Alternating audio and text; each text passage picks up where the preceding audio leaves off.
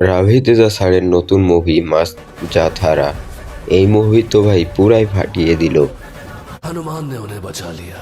यहाँ ना तो कोई संजीवनी है और ना ही कोई अंजनी पुत्र। करिपोलम जातरा में मैं अपने दुश्मन की बलि चढ़ाता हूँ।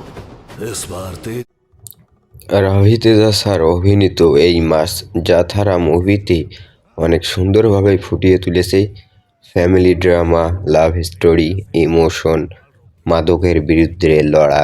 तुम्हारे हाथों में तो जादू है। तेरी शादी तो दूर की बात है, मैं तेरा फोटो शूट भी नहीं होने दूंगा। बस एक थप्पड़ लगाऊंगे और सारे दांत नीचे बिखर जाएंगे। क्या इसके मुंह लग रही हो? 2 साल में इसके दांत गिर।